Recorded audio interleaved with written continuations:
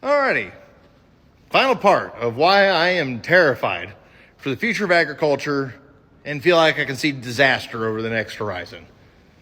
Arguably, what could be the most dangerous part for the future of agriculture: the politics of agriculture. Oh yeah, I'm gonna ruffle some feathers with this one.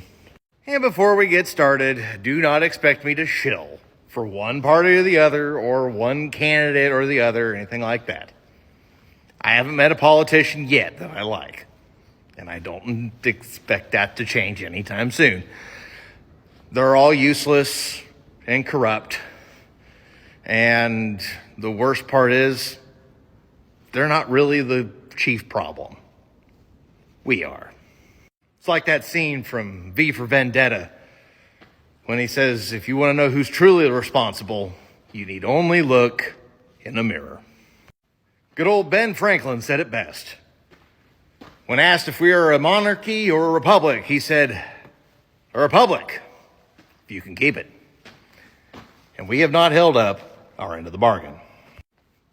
As a country, we have delegated so much power away to a bunch of elitist snobs in Washington, D.C., state houses, it don't matter where.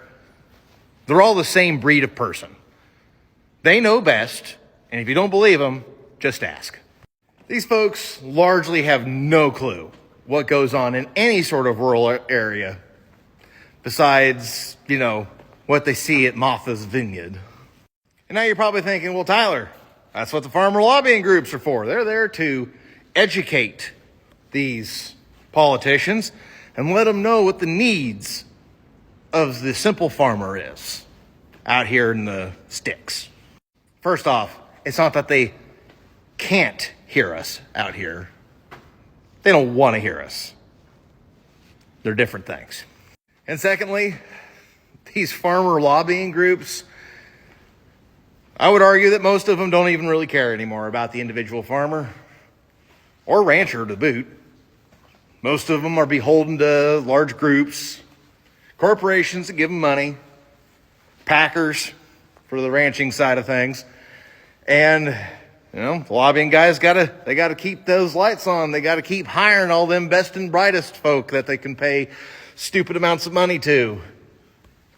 And then give jobs to all the politicians once they get booted out of office. You know how it all works. So what little lobbying is done for the individual farmer is largely ineffective. A while back, you remember me talking about the Farm Bill and how over 3/4 of it, 76%, had nothing to do with farming.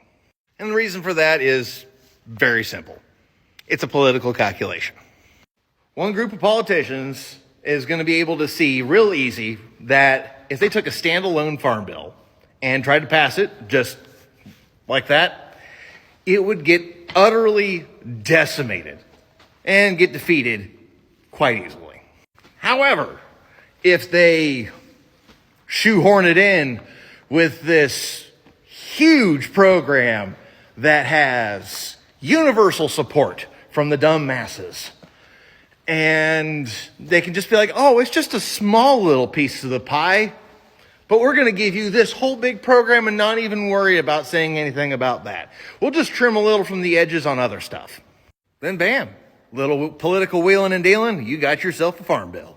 Because the one side that wants the $325 billion portion is not going to balk at a little small fry $68 billion.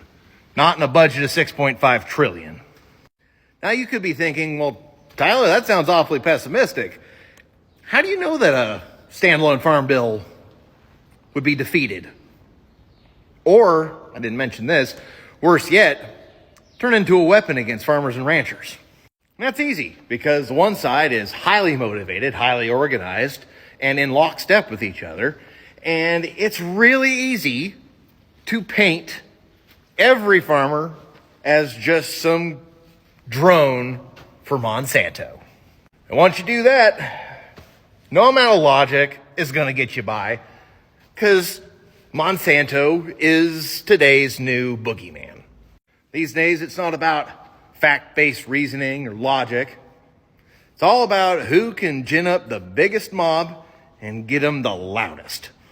And then that mob appeals to the authority to save them all. And that authority says, well, I want to save you all. I could save you all, but we need more power to do it. And then we continue down this rabbit hole where we completely ignore the warnings of the founding fathers because they're all evil now. And we centralize more power all the time. And we have just locked ourselves in handcuffs with a two-party system. Like I said, both things that the founding fathers warned us about and warned would destroy us. So now you have a bunch of elitist doofuses who, in the words of a certain brain-damaged senator, who aren't the best and brightest, have no idea what they're doing, but they have the full authority to force you to do whatever it is that the mob tells them to tell you to do. So instead of the republic, we now have mob rule every 4 years.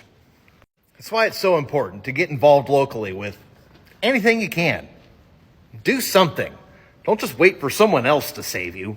To be perfectly blunt, I have no idea how this is going to get resolved. I don't see an easy solution at all. Because once where you had a national spirit of independence and individual rule, you now have people who would rather be subjugated than lose their security blanket. So yes, it's a problem for agriculture.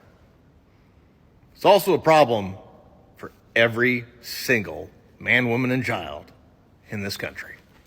So there it is, the 4 things that terrify me about the future of agriculture. Next up, we're going to talk about some things that I'm looking forward to.